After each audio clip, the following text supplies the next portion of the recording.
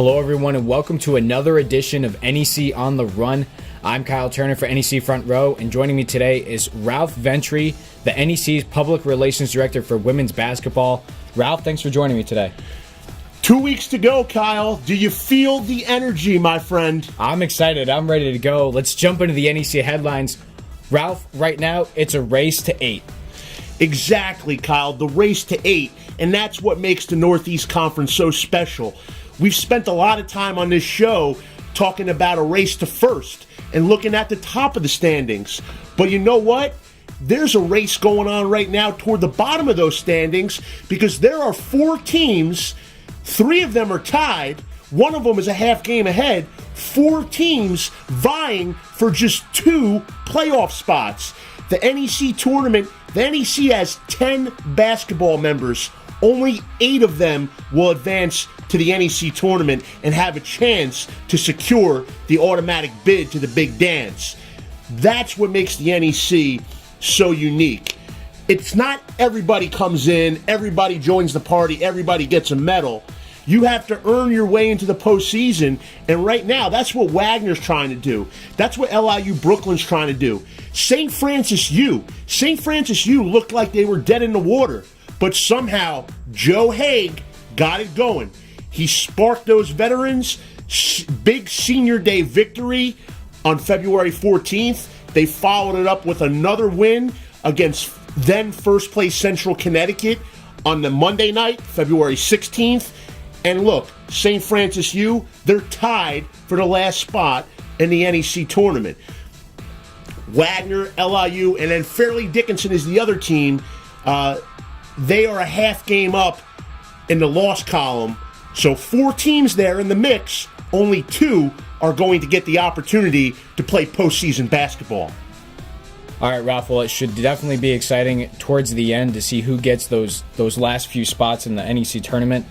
But, you talk about the race to 8. Let's talk about the race for the NCAA scoring title. There's a player from the NEC that's in that race. Yeah, the NCAA Division I scoring title could end up in the NEC. Specifically, it could land on Staten Island.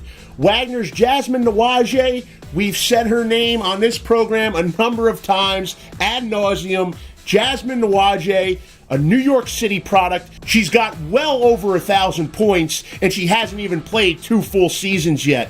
25.2 points per game this season, and that right now, Kyle, is the number 1 scoring average in all of NCAA Division I, 25.2.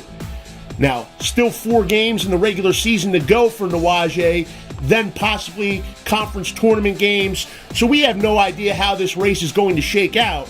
But the truth of the matter is, Jasmine Nawaje has been amongst the top 5 scorers for nearly the entire season, and now, as we hit the stretch run, she's taken over that number 1 spot, 25.2 points per game. So we'll see if she can do it. That would be a first for a Northeast Conference student athlete to win the scoring title. Just 2 years ago, we had a statistical champion. FDU's Kelsey Cruz won the free throw shooting title, highest free throw percentage in the nation. But we've never had that top scoring title. The men's side has, of course, LIU Brooklyn, Charles Jones, late 90s. We all know about that. But this would be a first for NEC women's basketball. We'll keep our eye to see if Jasmine Nawaje can do it. But, to be honest with you, I don't know if Jasmine Nawaje is worried about that right now. She's worried about getting wins and getting to the postseason. Well, good luck to Jasmine Nawaje down the stretch. But, Ralph, let's not look too far ahead. We got 4 games left. What's the TV matchup this week? Well, we come to you with our NEC Women's Basketball Game of the Week on ESPN3. Well, the schedule makers in the beginning of the season, they left this date open. It was a wild card game. And it's time to unveil that wild card matchup. It will be Robert Morris at Sacred Heart, February 23rd, 7 p.m. Eastern Time. February 23rd, 7 p.m. Monday night. Robert Morris, Sacred Heart, in the Pitt Center, live on ESPN3. Why is this game important? Well, Robert Morris, of course, they're the NEC leader right now. they're looking to possibly lock up home court advantage throughout that NEC tournament. Sacred Heart is in the 4 spot right now. They haven't officially clinched a postseason berth. Their next win will do it. They're all but mathematically in. Now the key for them is, can I get a home game? Can I get multiple home games? So, very important game. It'll be a good litmus test for both teams as they move into March. Well, definitely a good matchup for a wild card game. But Ralph, let's look at an NEC number. What do you got for me this week? Number? Whoa. Let me get a timeout first here. Let me get a 30. Twitter timeout? Twitter timeout. Here we go.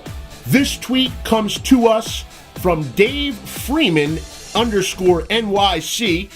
A local announcer in the New York City area follows NEC Hoops. He's breaking it down for you, and this tweet is exactly what we were talking about at the top of the show. We talked about the race to 8. He's talking about the race to 4 because the top 4 host quarterfinal round tournament games. So the excitement, it's the race to 1, the race to 4, the race to 8. A lot of excitement, a lot of action, a lot of reasons to pay close attention to the end of the regular season here in Northeast Conference women's basketball. So Dave knows it. He's hoping that the Terriers can steal one of those quarterfinal home games. Well, like I said, the race is going to be exciting, but Ralph, thanks for calling a timeout there. It was poor game management on my part. Now let's They told me about that, Kyle. That's what they said about this Kyle Turner. He'll do a nice job, but the in-game clock management is a little sketchy.